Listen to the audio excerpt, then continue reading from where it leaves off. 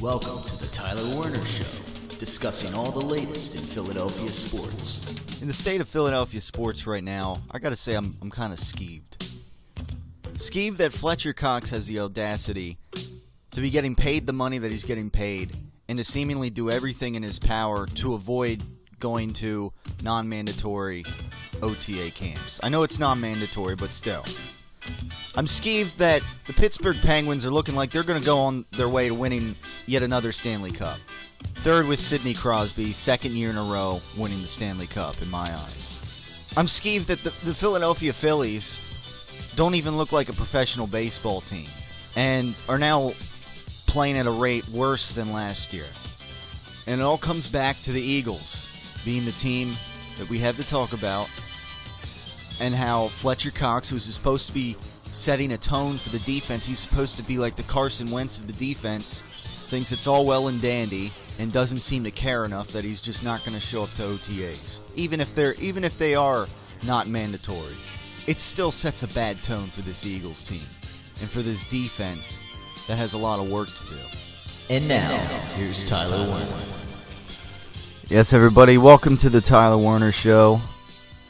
Back from a Memorial Day weekend off down in Delaware. Was nice, for sure. Not a whole lot going on over the course of the weekend. Unless maybe you want to throw in, a particular DUI arrest by a former golf great. I think we know who that is. So anyhow, I hit a few things. Yeah. Last week, again, we don't. What's the good here in Philadelphia that we have to talk about? Other than the Sixers, they're going to have the third pick in the draft in a couple of weeks. That's all well and good.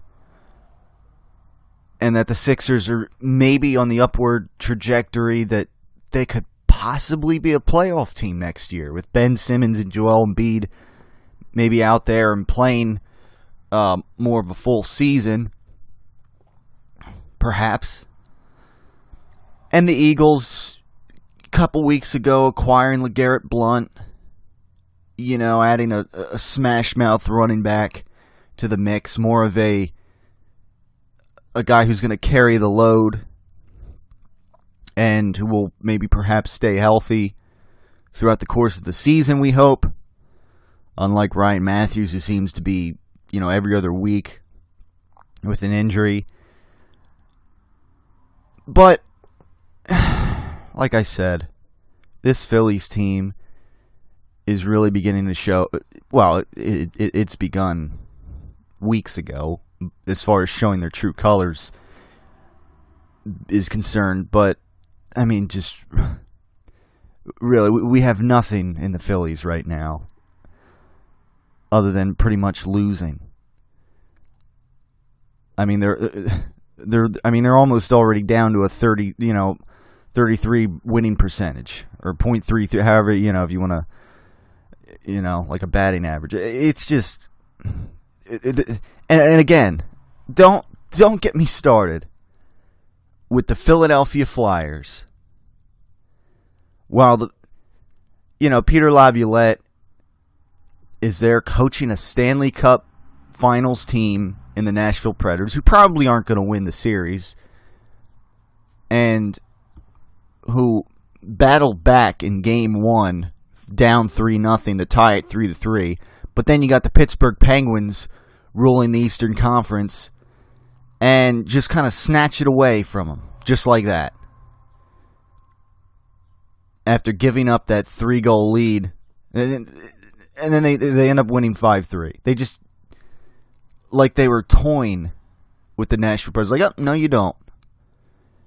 And in the last decade now, the Penguins, with Sidney Crosby in his tenure here in the NHL thus far, I guess going on, it's been like 11 years for him now, 11 seasons. Penguins looking like they're going to win their third Stanley Cup in this era, I guess you want to say. Kind of a dynasty. While the Flyers missed the playoffs, 6 points out. It's just don't get me started with the problem that, to me, this illustrates here with the Philadelphia Flyers. So again, all that said, it comes back to the Eagles. Doesn't it? It always comes back to the Eagles. At the end of the day, they kind of rule the world, the sports world here. I mean, let's face it. The Eagles winning the Super Bowl would be absolutely huge for this town. It's about time that this town gets a Super Bowl championship. That we don't have to be made fun of anymore for not having one. While the Cowboys have 5, the Giants have 4, and the Redskins have 3, and the Eagles in the division sit at 0. And then over in the west side of Pennsylvania, the Pittsburgh Steelers have 6. And all those fans want to rub their 6 rings into our face.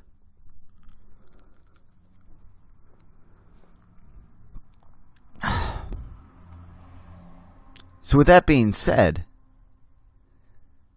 those being the stakes here, Fletcher Cox getting paid all the money as a defensive tackle that you could ask for, having had a disappointing season last year after getting paid that money, has the audacity to kind of pull a Kerry Williams, if you will, on the first week of OTAs last week. And I know there are different sides to this issue. I know, what do we care? It's non-mandatory. It's guys, gearing up in shorts, not really doing a whole lot. And yeah, and that might sound true. That sounds like a point there. What? But then, if it's really not important, then why have it at all? All right? Maybe it's not mandatory. That's because of the CBA. All right?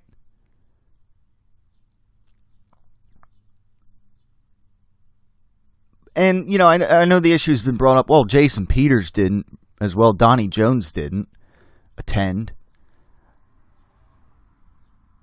I mean, it's one of those things.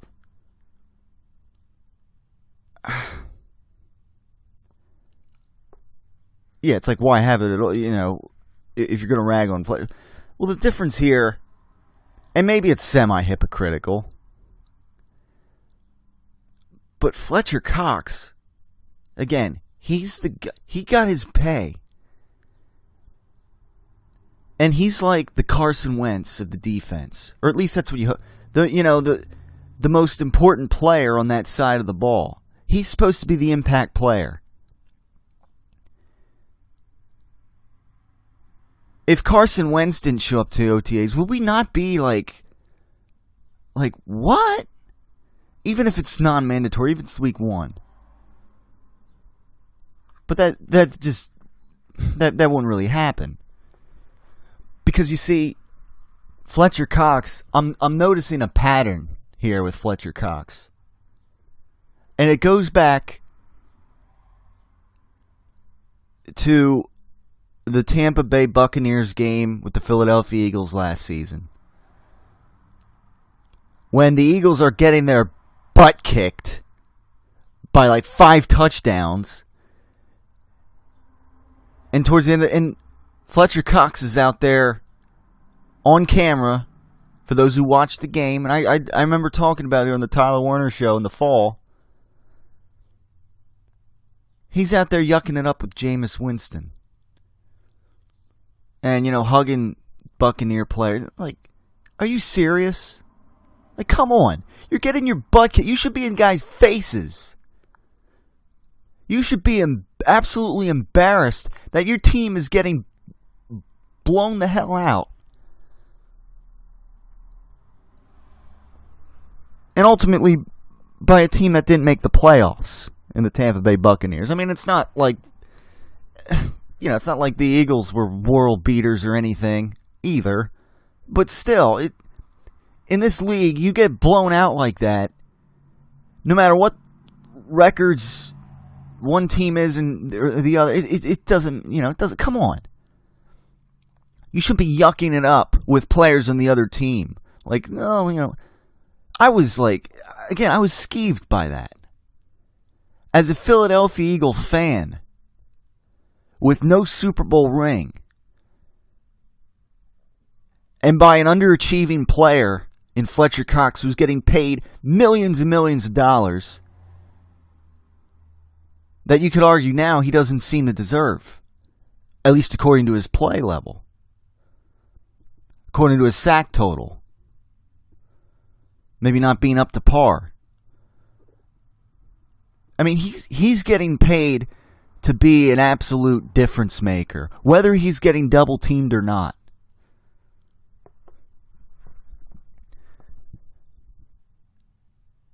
So again, going back to that, it's like I'm seeing this pattern here that he doesn't understand the true Philadelphia fan, the true Philadelphia Eagle fan that holds this team accountable, holds its players accountable for not producing at the level that they need to be producing. It's as simple as that. You're a top 5 market in Philadelphia with no Super Bowl ring, in a division surrounded by a dozen other Super Bowl rings.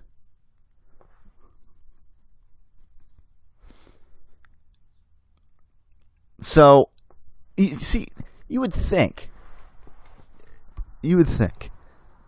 that a player that is hungry and that wants to go out there and win and that wants to lead this defense, lead this team, like, say, Malcolm J, he has a little more passion, and he's older. You would think that a guy who wants to win is not going to, schedule this island vacation when you have this entire off season. You have all these weeks to do that, knowing when when OTAs is going to be, and you like, yeah, we'll pick first week of OTAs, non-mandatory week. And I know it's not mandatory. Again, I got that. But it's at this point, it's, that whole thing is beating a dead drum. Because at the end of the day, again, it sets a tone. And to me, it says something when a guy's getting paid all this money, he's going to yuck it up on the field when his team's getting blown out. He's going to yuck it up with players in the other team. Not getting the face of his teammates while they're getting embarrassed. It says something to me when he's he's getting paid more than anybody on the team, and he's going to be sipping alcohol out of a pineapple, posting on Twitter or whatever, while pretty much the rest of the team is at OTAs, getting in gear.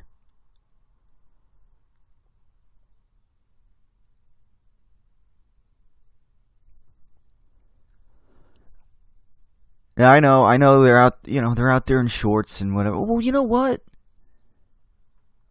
Okay, to do it. And people want to say, like, oh, well, we don't want him to get hurt, So what do we care if he's not out there at OTAs? Dude, if if we got to be worried about a guy getting hurt at a mini camp like this, when they're not in pads, they're not tackling, when they're just in short, then, what are we worrying about? This is ridiculous. If we got to worry about Fletcher Cox getting hurt in that situation, then, what, does the guy have an injury problem? Like, come on. Yeah, maybe Jason Peters. I mean, I wish all players were there, in my eyes. But it's for Fletcher Cox, it's the worst. Because this is a guy, again, that's supposed to be leading this defense. And when your team leader's not there, to me, that just says, like, I question the leadership then. Just like I question when he's yucking it up with Tampa Bay Buccaneers when they're getting blown out of the water in that game. And this is what is even more of a beauty. Last weekend, he was at former Eagle Jeremy Maclin, his wedding. Well, guess what? He put off or forewent his honeymoon to return to Andy Reid's mini camps in Kansas City. Just a sharp guy. Yeah.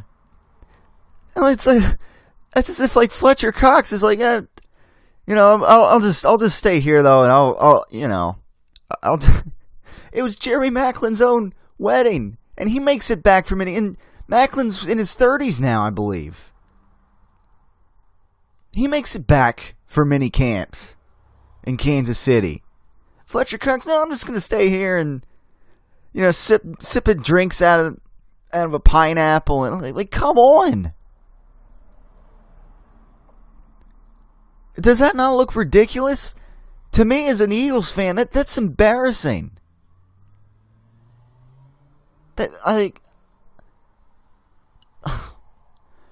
Other people probably look at that and like, poke fun at the Eagles because their defensive leader here, the guy who's getting paid all this money to be an animal at defensive tackle, is not even going to show up and really be a leader for this team. Now, he could come out this season and have a great Pro Bowl year, get a dozen sacks, who knows? But the data I'm going off of here is that last year he had a disappointing season since getting paid. And that he's getting blown out by the Buccaneers and he's going to go yuck it up with players while his team's getting embarrassed. And it's like he pulled a Kerry Williams. He's going to purposely schedule things when team activities open up.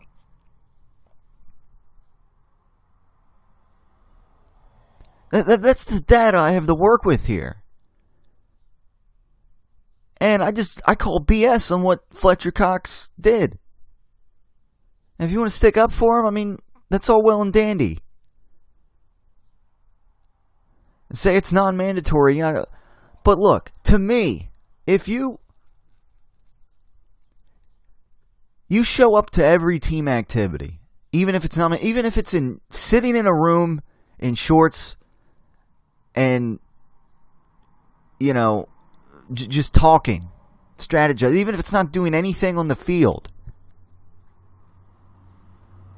a dedicated teammate and perennial defensive leader who's getting paid, a guy who's quote-unquote hungry, is going to want to absorb everything that the team does, is going to want to be there for everything, and is going to pick one of the other dozen or so weeks out of the off season to take that kind of trip,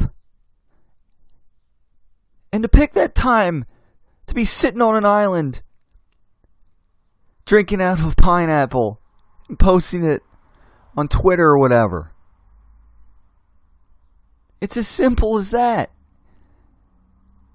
And if others don't see it, then I don't know, you might not just be a true Eagles fan then. You might not just be a true Philadelphia sports fan. Maybe you just don't have the passion.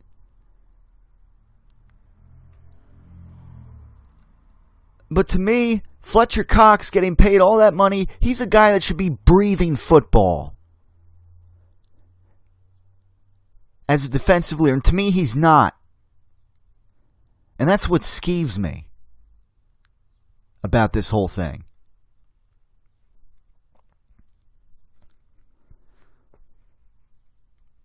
On the other side, we'll get more into this. Talk about what Doug Peterson had to say about this.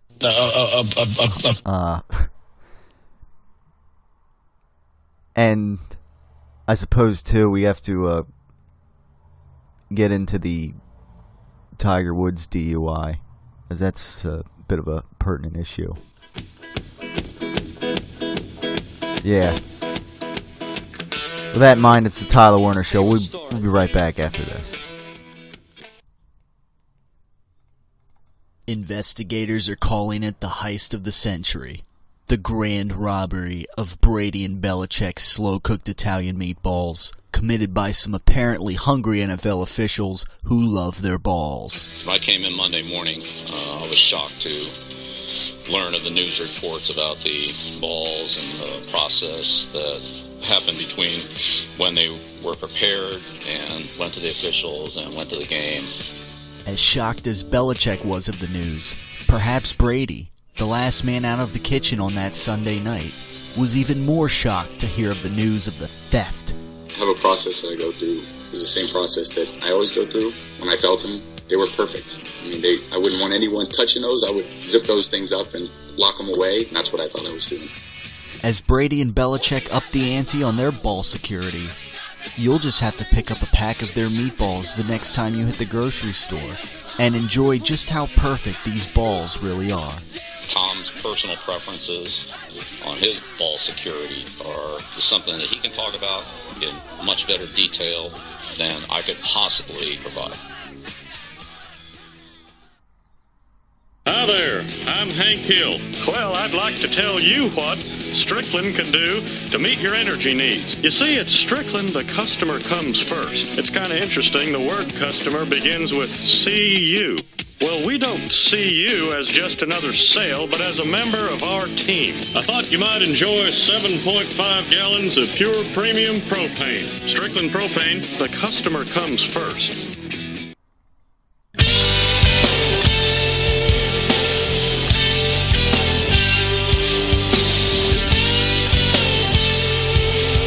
We're back on the Tyler Werner Show.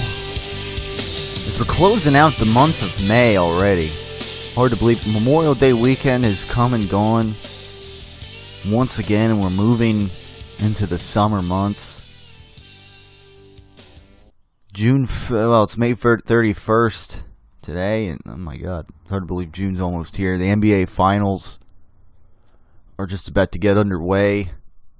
Once again, the Cleveland Cavaliers taking on the Golden State Warriors, who to me they just come at they come at you in waves, and I probably take the Warriors in 6 games here this season in this year's finals, as I don't think I'd be shocked if the Cavaliers could somehow pull it off again and beat the Golden State Warriors, but I don't see it happening this year.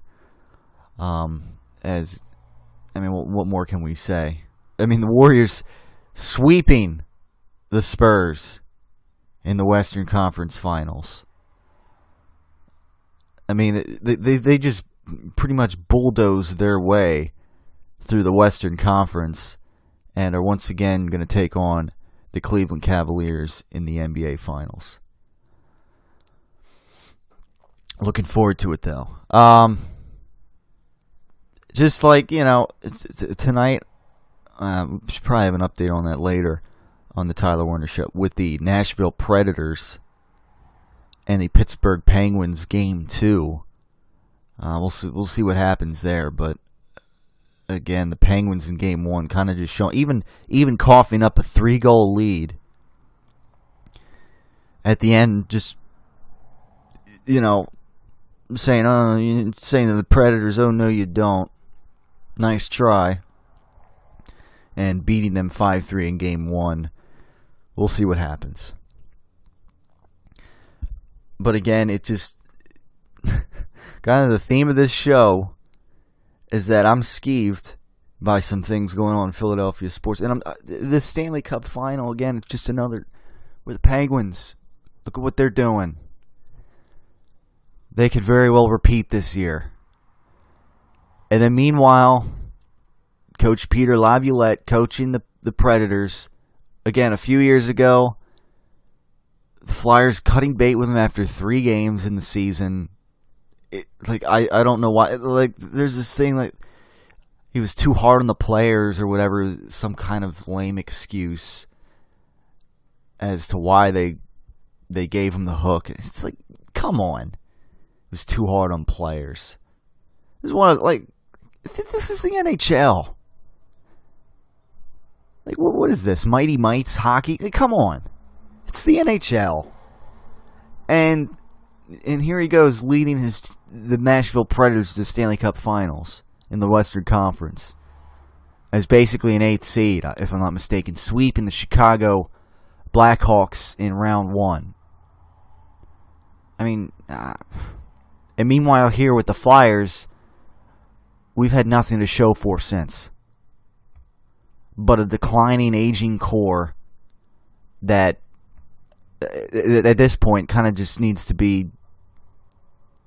traded away or just, reestablished in some way. As the Flyers core at this point is lacking and is a non-playoff team probably once again next year. They need an overhaul. All right. Well, I guess enough on the Flyers as the Penguins and Peter Laviolette with the Nashville Predators duke it out in the NHL Finals while the Flyers, sit at home, not even making the playoffs this year. So let's let's get into this.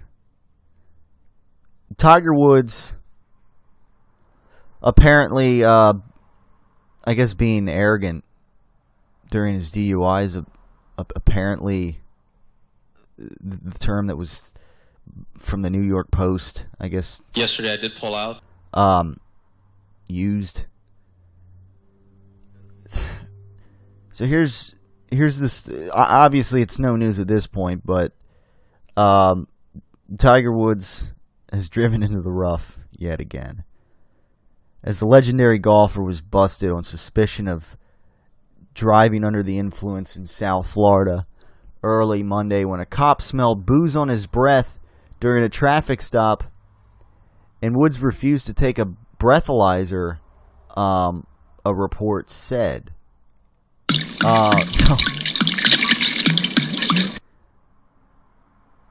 And again, supposedly, we'll get into it, as he was supposedly arrogant during this whole process, I guess, with the officer and, yada yada.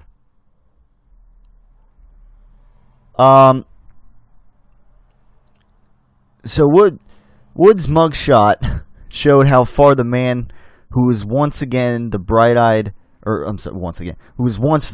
new face of golf has fallen. Sporting bleary eyes, a scraggly beard and thinning, disheveled hair. Yeah, I mean, he just, I don't know what to say. I mean, that kind of described it all right there. I mean, he looked out of it. Really. And it's funny, even like Nike supposedly after this whole thing, you know, they're standing by him. They're not dropping him or anything. But there are memes that have been floating around, obviously, with this mugshot. And I probably got to be one of the better ones is one with a Nike logo in this disheveled mugshot of Tiger Woods photoshopped with a black background, the Nike logo. Basically saying, Nike, just DUI it. I'm sorry, but that was, whoever created that one was pretty good. But yeah, I mean, I don't know, the guy just, you know, how the mighty have fallen. So, as far as the story itself here, Tiger Woods. So he was heading southbound in the opposite direction of his $83 million waterfront home and his restaurant, the Woods local reports said. The 14-time major champion, who is the world's number one golfer longer than anyone else, was driving a 2015 Mercedes-Benz erratically all over the road when he was stopped, law enforcement sources told TMC. Woods grew arrogant, quote, during the stop and refused to take a breathalyzer test, which is already grounds for an automatic arrest. The site also reported that his reps repeatedly called the Jupiter Police Department to find out if the cop was wearing a body camera. So Woods spent 3.5 hours in the Palm Beach County Jail before being released at 10:50 a.m., according to online booking records. Woods issued an apology Monday night, but claimed that he was not boozed up. I understand the severity of what I did, and I take full responsibility for my actions, Woods said in a statement to USA Today. I want the public to know that alcohol was not involved. What happened was an unexpected reaction to prescribed medications. I didn't realize the mix of medications had affected me so strongly. So that's kind of the gist of that. Jupiter Police Department spokeswoman Kristen Reitler said she didn't know if the allegations against Woods involved alcohol or drugs, and said his arrest report wouldn't be available until at least Tuesday. It was unclear if anyone was in the car with the divorced dad of two, whose marriage to former Swedish model collapsed when she learned about his serial philandering and chased him out of their home with a golf club early on the morning after Thanksgiving 2009. That's, you know, I guess all history we don't need to get back into for right now. Woods' agent didn't return calls for comment. Last month, Woods, here we go. He underwent his fourth back surgery since 2014, and on Wednesday he wrote on his blog that the operation gave him instant nerve relief, adding, I haven't felt this good in years. He also says his long-term prognosis is positive and that he unequivocally wants to return to pro golf. Well, we'll see about that. Yesterday I did pull out. So anyhow, it's just a matter of not screwing up and letting it fuse. I'm walking and doing my exercises and taking my kids to and from school. All I can do is take it day by day. There's no hurry, he wrote.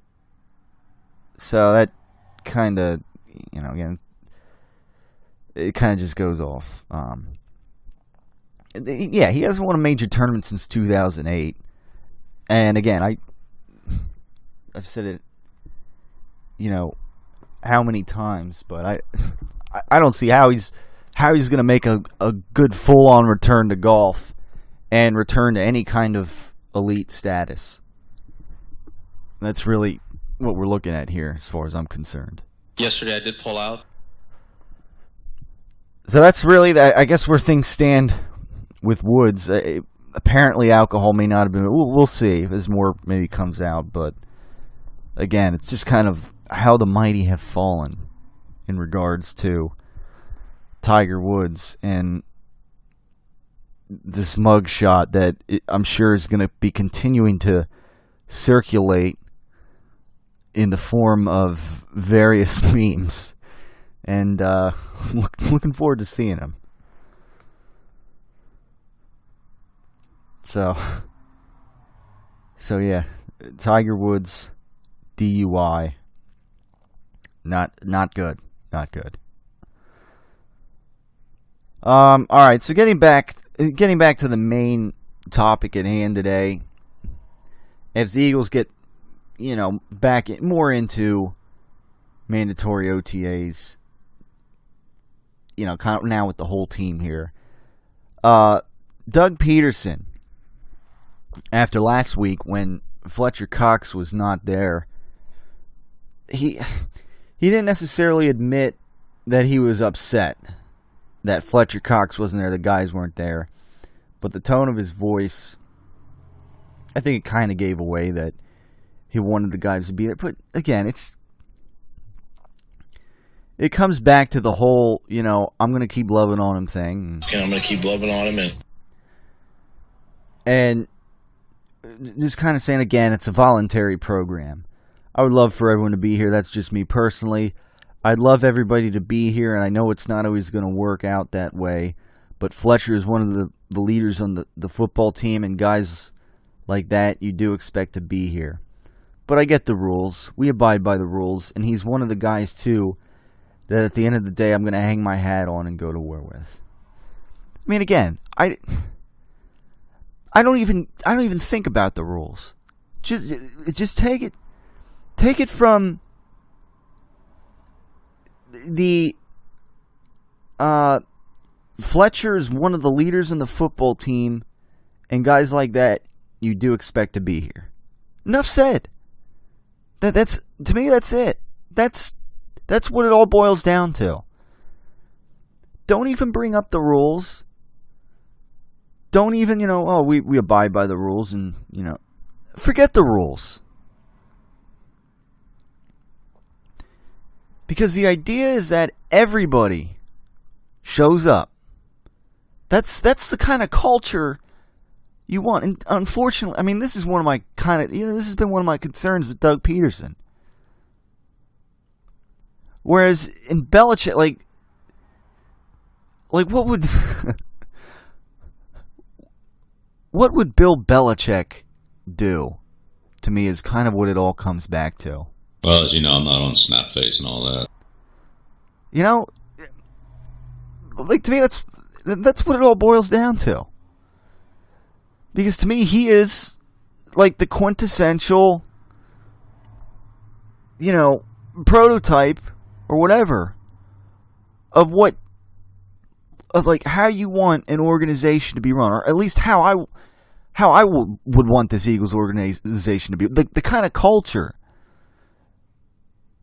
that I want here. Not this willy-nilly, we get the rules, we abide by them. At the end of the day, I'm going to hang my hat on. I'd love everybody to be here, but it's not always going to work out. It's like, come on. The Patriots, it's all about getting down to business. That's the culture. Really. I mean, Fletcher Cox, Bill, they're not going to pay a defensive tackle like that. So that's the thing here. It's like Cox is getting spoiled, and he's getting passes. Like, come on. So one of the leaders is, well, he should be there. Cox should be taking it upon himself. And, again, Doug Peterson, it kind of just all comes back to the whole, oh, well, it's the rules, and I'm going to keep loving on him. That's really, to me, what it all comes back to. He's not the kind of guy that's going to get in somebody's face. He's I don't know. Like, Bill Belichick, you play for... There's a certain culture that goes on there. It's like clockwork. We don't have that here. And to me, that's a shame. Because I think the Eagles would be more likely to win a championship, let alone multiple championships, like the Patriots have with their 5. They'd be more likely to win even just one championship with a little more semblance of that kind of culture. That's a winning culture.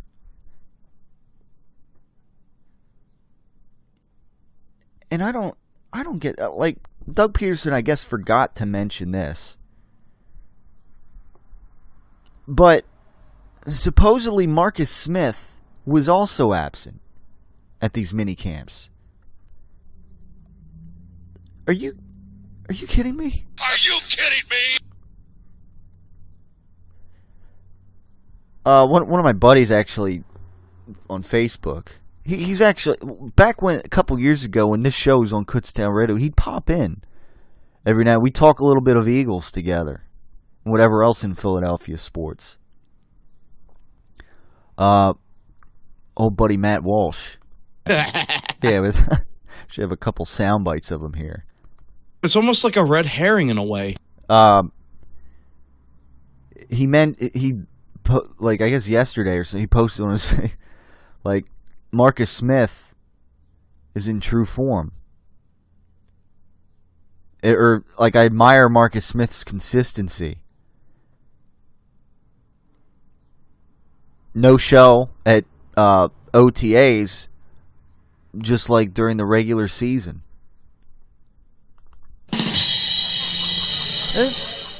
Yeah, I mean, a guy like Marcus Smith, who again, yeah, this was when Chip Kelly was here, and whether or not it was, I mean,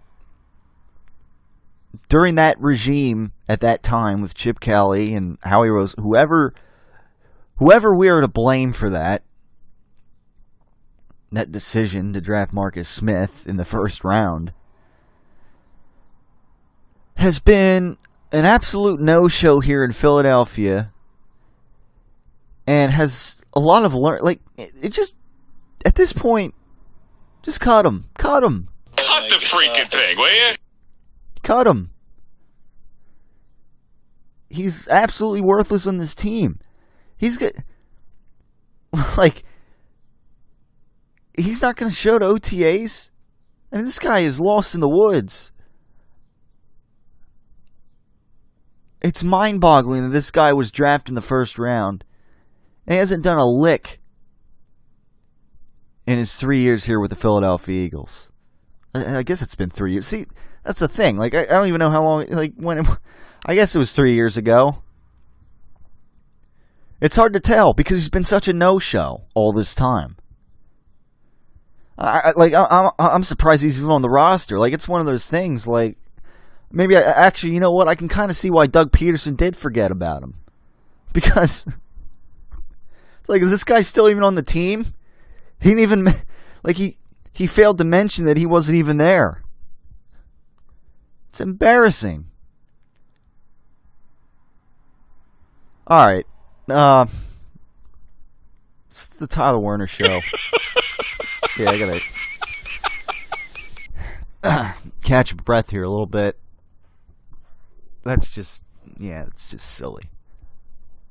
We'll be back right after this to close things out on the Tyler Werner Show. Stay tuned for more. It's no big news flash that many people, you included, eat as a way to medicate themselves. You can choose to worry about it or not. You can choose to panic about your situation or not. It's clear what you must do in order to make important changes. 5 letters here. RELAX. Relax. We're going to be okay. In order for you ever to effectively figure out and map how to get to where you want to go, you have to first know exactly where you are starting. RELAX. Relax. You have to be willing to change what you're doing. You can change your behavior.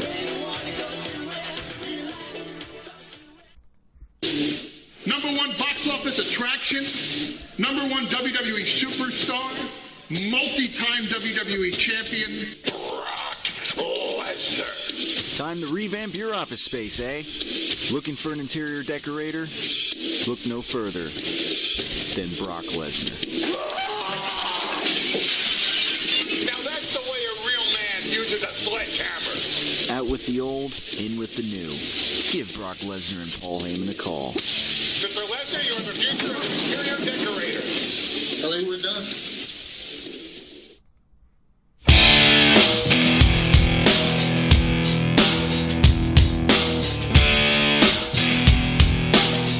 And we return on the Tyler Werner Show. NHL playoffs roll on. Pittsburgh Penguins won game 2, 4-1. And it's, yeah, like I said earlier, I mean, it's looking like that's pretty much it for this series as far as I'm concerned. And another NHL season, and looks like the Penguins are going to be the first hockey team to repeat in the Stanley Cup since 1998. So, which I believe at that time was the Detroit Red Wings in the late 90s, if I'm not mistaken. Beating the Flyers the one year, and then the next year, I believe it was the Devil. Maybe it was the Devil. I forget. I have to rekindle some of my hockey history here, but yeah, looks like the Penguins are destined to repeat here. And again, meanwhile, here we sit with the Flyers playoffless this season. Like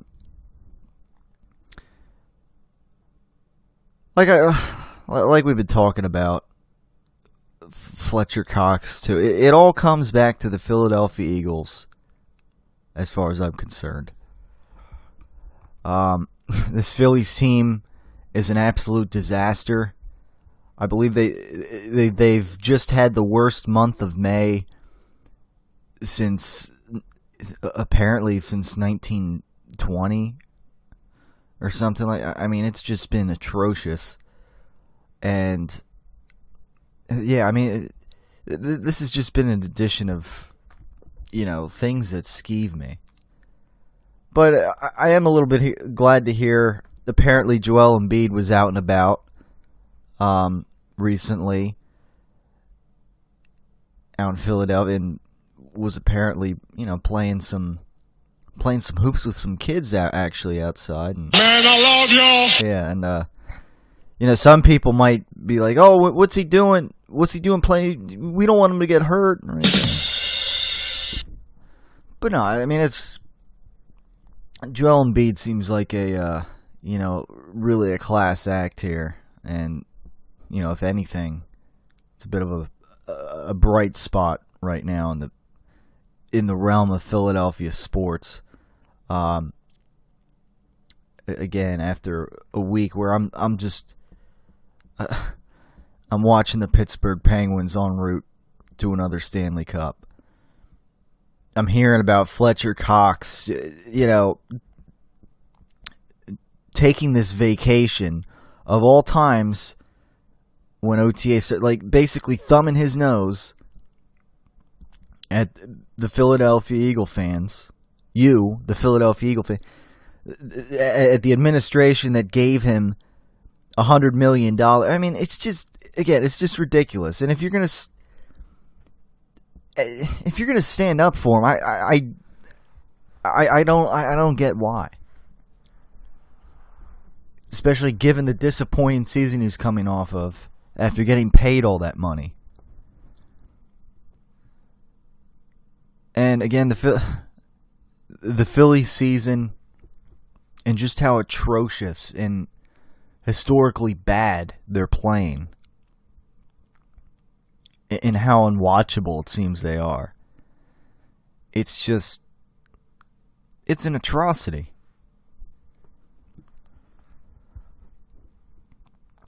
I do want to mention This apparently came out of nowhere today.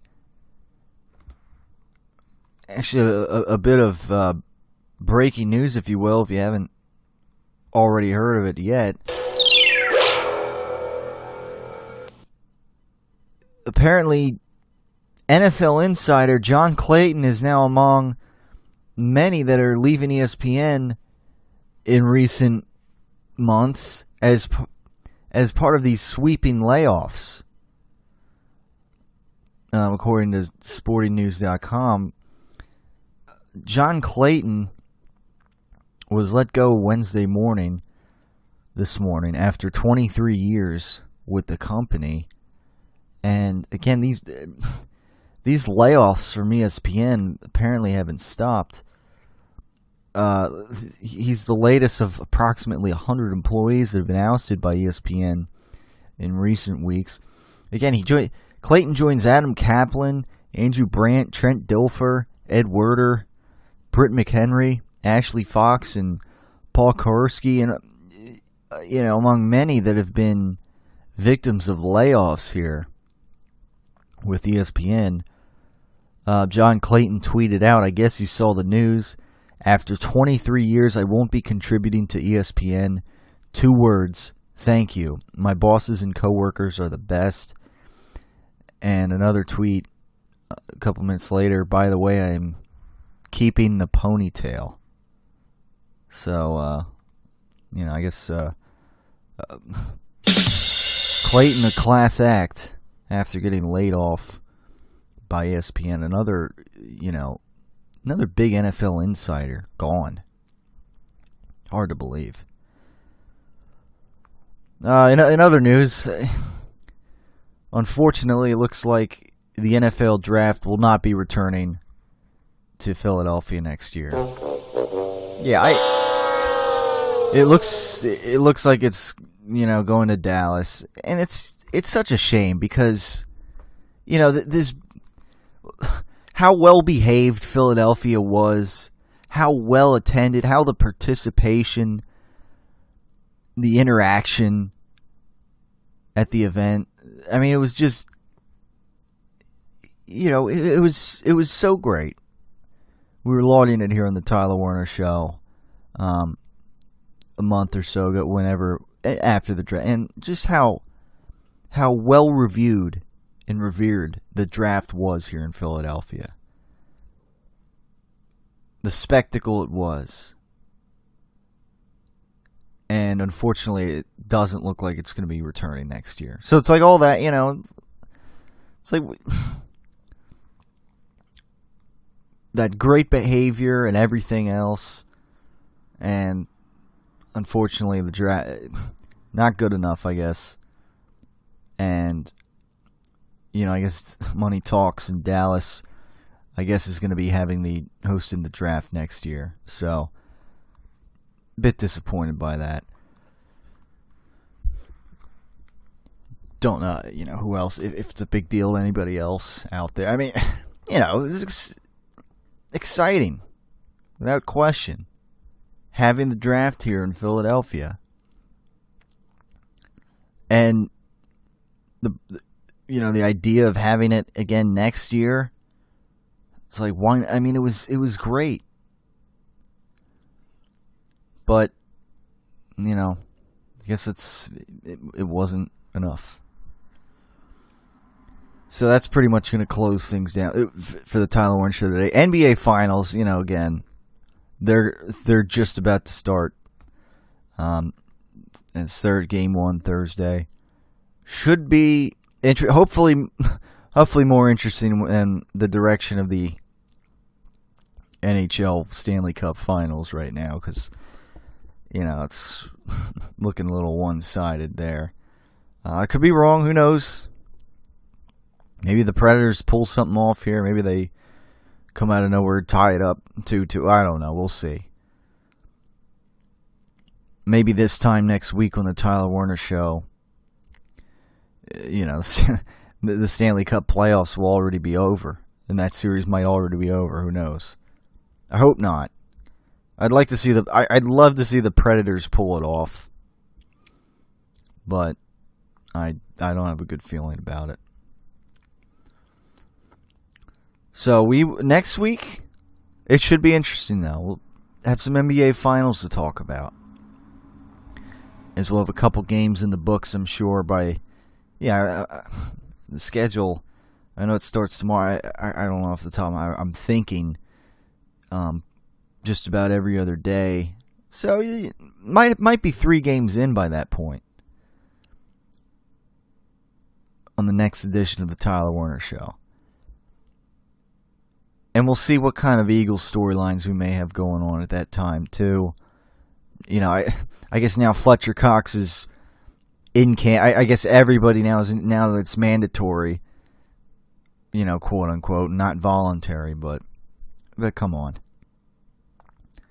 Voluntary with an asterisk behind it. Because really, everyone should be there. It's a team function. You know, everyone should be there. I agree. It's the Tyler Werner Show. Hopefully you'll be here next week, tuning in to the next edition of the Tyler Werner Show. We'll talk to you then. Have a great week, and we'll talk to you next time.